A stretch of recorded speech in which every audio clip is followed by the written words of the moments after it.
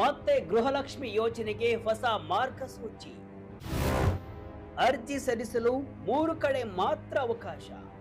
S ವೀಕ್ಷಕರೇ, ಇಷ್ಟು ದಿನ ಪ್ರತಿ ತಿಂಗಳು ಗೃಹಲಕ್ಷ್ಮಿ ಯೋಜನೆಯ 2,000 ರೂಪಾಯಿ ಯಾವುದೇ ಅಡೆತಡೆ ಇಲ್ಲದೆ ಬರ್ತಾ ಇತ್ತು.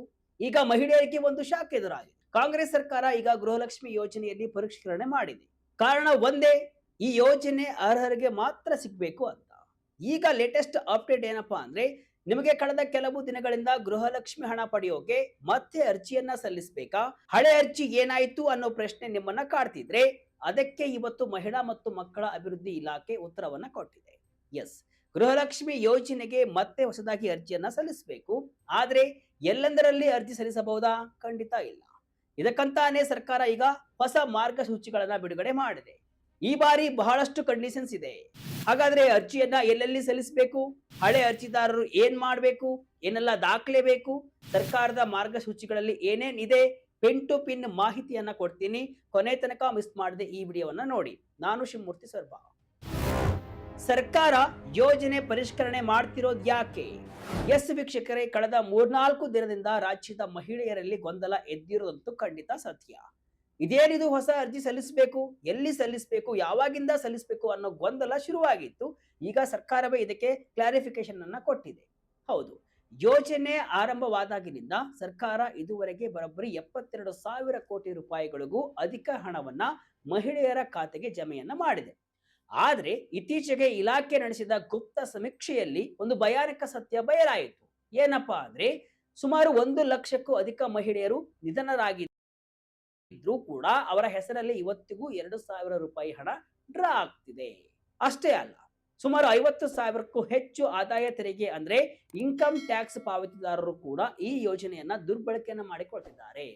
ವೀಕ್ಷಕರೇ, ಯೋಚನೆ ಮಾಡಿ, ಬಡವರಿಗಾಗಿ ಮೀಸಲಿಟ್ಟ ಈ ಹಣವನ್ನ ಶ್ರೀಮಂತರು ಮತ್ತು ಮೃತ ವ್ಯಕ್ತಿಗಳಲ್ಲಿ ಹೆಸರಲ್ಲಿ ಲೂಟಿ ಮಾಡ್ತಿರೋದು ಯಾವ ನ್ಯಾಯ? ಇದನ್ನ ತಡೆಯೋಕೆ ಮತ್ತು ಕೇವಲ ಅರ್ಹರಿಗೆ ಮಾತ್ರ ಹಣ ಸಿಗಲಿ ಅನ್ನೋ ಉದ್ದೇಶದಿಂದ ಈಗ ನವೀಕರಣ ಪ್ರಕ್ರಿಯೆ ಅಂದ್ರೆ ರಿವೆರಿಫಿಕೇಶನ್ ಶುರುವಾಗಿದೆ. ಯೋಜನೆಗೆ 3 ಕಡೆ ಮಾತ್ರ ಅರ್ಜಿ ಸಲ್ಲಿಸಲು ಅವಕಾಶ. ಮೊಬೈಲ್ನಲ್ಲಿ ಅರ್ಜಿ ಸಲ್ಲಿಸುವಂತಿಲ್ಲ. ವೀಕ್ಷಕರೇ, ಈ ಬಾರಿಯ ಅರ್ಜಿ ಸಲ್ಲಿಕೆ ಪ್ರಕ್ರಿಯೆಯಲ್ಲಿ ಸರ್ಕಾರ ಒಂದು ಭಾರಿ ಬದಲಾವಣೆಯನ್ನ ಮಾಡಿದೆ. ಇಷ್ಟು ದಿನ ನೀವು ನಿಮ್ಮ ಮೊಬೈಲ್ನಲ್ಲೋ ಅಥವಾ ಪಕ್ಕದಲ್ಲಿರುವಂತಹ ನಗರದಲ್ಲಿರುವಂತಹ ಸೈಬರ್ ಸೆಂಟರ್ಗೆ ಹೋಗಿಯೋ ಅರ್ಜಿಯನ್ನ ಹಾಕ್ತಿದ್ರಿ. ಆದ್ರೆ ಇನ್ ಮುಂದೆ ಅಂತಹ ಯಾವುದೇ ಅಡ್ಡದಾರಿಗಳಿಗೆ ಅವಕಾಶವಿಲ್ಲ. ನೀವು ನಿಮ್ಮ ಅರ್ಜಿಯನ್ನ ಕೇವಲ ಈ 3 ಅಧಿಕೃತ ಕೇಂದ್ರಗಳಲ್ಲಿ ಮಾತ್ರ ಸಲ್ಲಿಸಬೇಕು. ಒಂದು ಬೆಂಗಳೂರು 1 ಅಥವಾ ಜಿಲ್ಲಾ 1 ಕೇಂದ್ರಗಳು, ಎರಡನೇದು ಕರ್ನಾಟಕ 1 ಕೇಂದ್ರಗಳು, ಇನ್ನು ಮೂರನೇದು ಗ್ರಾಮ 1 ಕೇಂದ್ರಗಳು. ಈ 3 ಕೇಂದ್ರಗಳಲ್ಲಿ ಮಾತ್ರ ನೀವು ಅರ್ಜಿಯನ್ನ ಸಲ್ಲಿಸಬೇಕು.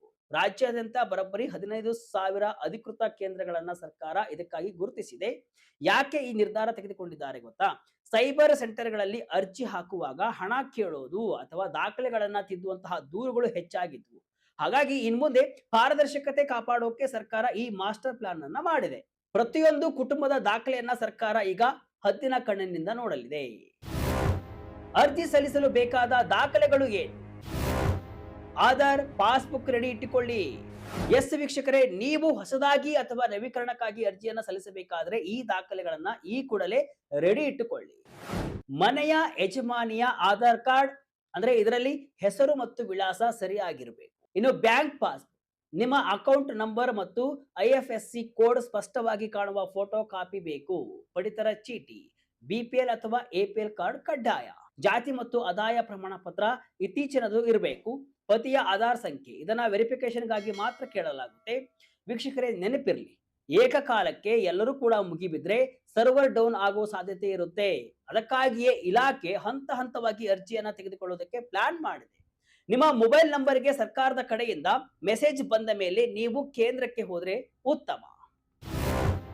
ಯೋಜನೆಯಲ್ಲಿ ಬದಲಾದ ಪ್ರಮುಖ ಅಂಶಗಳು. ಮನೆ ಯಜಮಾನಿ ತೀರಿ ಹೋದ್ರೆ ಮುಂದಿನ ಹಾದಿ ಏನು? ವೀಕ್ಷಕರೇ, ಈ ಹೊಸ ಮಾರ್ಗಸೂಚಿಯಲ್ಲಿರುವಂತಹ ಅತ್ಯಂತ ಖುಷಿಯಾದ ಸುದ್ದಿ ಅಂದ್ರೆ ಅದು ವಾರಸುದಾರರ ಬದಲಾವಣೆ. ಅನೇಕ ಮನೆಗಳಲ್ಲಿ ಗೃಹಲಕ್ಷ್ಮಿ ಹಣ ಪಡಿತಾ ಇದ್ದಂತಹ ಅತ್ತೆ ಅಥವಾ ತಾಯಿ ಇತ್ತೀಚೆಗೆ ಸತ್ತು ಹೋಗಿರ್ತಾರೆ. ಅಂತಹ ಸಂದರ್ಭದಲ್ಲಿ ಆ ಹಣ ನಿಂತು ಹೋಗುತ್ತೆ ಅಂತ ಜನರು ಕೂಡ ಆತಂಕದಲ್ಲಿ ಇದ್ರು. ಆದ್ರೆ ಈಗ ಸರ್ಕಾರ ಒಂದು ಸುವರ್ಣ ಅವಕಾಶವನ್ನ ಕೊಟ್ಟಿದೆ. ಒಂದು ವೇಳೆ ಮೂಲ ಫಲಾನುಭವಿ ಮೃತಪಟ್ಟಿದ್ರೆ ಅವರ ಮುಂದಿನ ವಾರಸುದಾರರಾದ ಸೊಸೆ ಅಥವಾ ಮಗಳು ಅದೇ ಯೋಜನೆಯ ಲಾಭವನ್ನ ಪಡೆದುಕೊಳ್ಳಬಹುದು. ಆದರೆ ಇಲ್ಲೊಂದು ಕಂಡೀಷನ್ ಇದೆ. ಆ ಸೊಸೆ ಅಥವಾ ಮಗಳ ಹೆಸರು ಕಡ್ಡಾಯವಾಗಿ ಅದೇ ಪಡಿತರ ಚೀಟಿಯಲ್ಲಿ ಅಂದ್ರೆ ರೇಷನ್ ಕಾರ್ಡ್ ನಲ್ಲಿ ಇರಲೇಬೇಕು.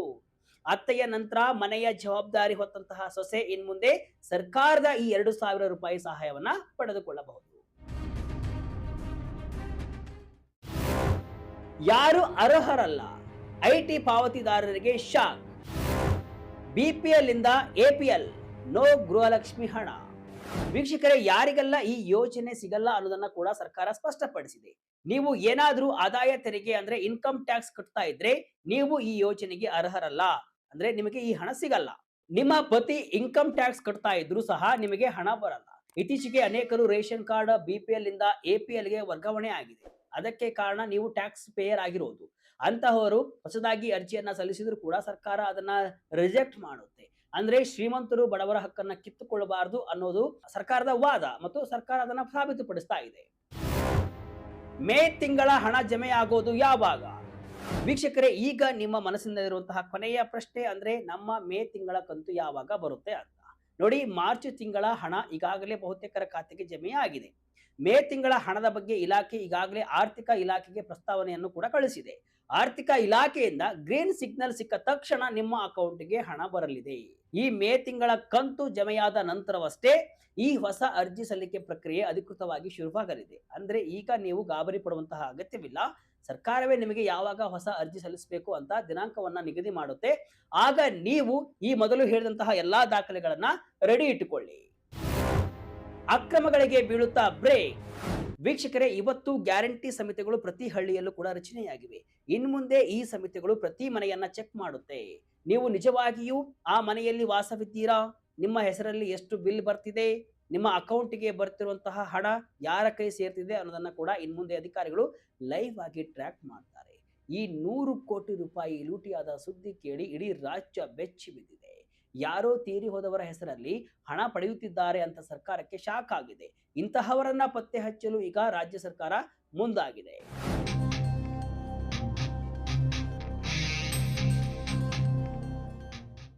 ವೀಕ್ಷಕರೇ, ಒಟ್ಟಿನಲ್ಲಿ ಗೃಹಲಕ್ಷ್ಮಿ ಯೋಜನೆಯಲ್ಲಿ ಪಾರದರ್ಶಕತೆ ತರಲು ಮತ್ತು ಕೇವಲ ಅರ್ಹ ಬಡ ಮಹಿಳೆಯರಿಗೆ ಮಾತ್ರ ಸರ್ಕಾರದ ಸೌಲಭ್ಯ ತಲುಪಲಿ ಎಂಬ ಉದ್ದೇಶದಿಂದ ಈ ಹೊಸ ಮಾರ್ಗಸೂಚಿಗಳನ್ನ ಹೊರಡಿಸಲಾಗಿದೆ. ಮೃತಪಟ್ಟವರ ಹೆಸರಲ್ಲಿ ಹಾಗೂ ಆದಾಯ ತೆರಿಗೆ ಪಾವತಿದಾರರಿಂದ ಯೋಜನೆಯ ದುರ್ಬಳಕೆಯಾಗ್ತಾ ಇರುವುದನ್ನ ತಡೆಯಲು ಸರ್ಕಾರ ಈ ಕಠಿಣ ಕ್ರಮವನ್ನ ಕೈಗೊಂಡಿದೆ. ಇನ್ಮುಂದೆ ನೀವು ಅಧಿಕೃತ ಸೇವಾ ಕೇಂದ್ರಗಳಲ್ಲಿ ಅರ್ಜಿಯನ್ನ ಸಲ್ಲಿಸುವ ಮೂಲಕ ಸುರಕ್ಷಿತವಾಗಿ ಯೋಜನೆಯ ಲಾಭ ಪಡೆಯಬಹುದು. ವಿಶೇಷವಾಗಿ ಮೂಲ ಫಲಾನುಭವಿ ಮೃತಪಟ್ಟಿದ್ದಲ್ಲಿ ಮನೆಯ ಸೊಸೆ ಅಥವಾ ಮಗಳಿಗೆ ಹಣ ಪಡೆಯಲು ನೀಡಿರುವ ಅವಕಾಶವೂ ಕೂಡ ನಿಜಕ್ಕೂ ಸ್ವಾಗತಾರ್ಹ ಬದಲಾವಣೆಯಾಗಿದೆ. ಸದ್ಯಕ್ಕೆ ಮೇ ತಿಂಗಳ ಕಂತಿನ ಹಣಕ್ಕಾಗಿ ಮಹಿಳೆಯರು ಕಾಯ್ತಾ ಇದ್ದು ಅದು ಜಮೆಯಾದ ನಂತರವಷ್ಟೇ ಹೊಸ ಅರ್ಜಿ ಪ್ರಕ್ರಿಯೆ ಆರಂಭವಾಗಲಿದೆ.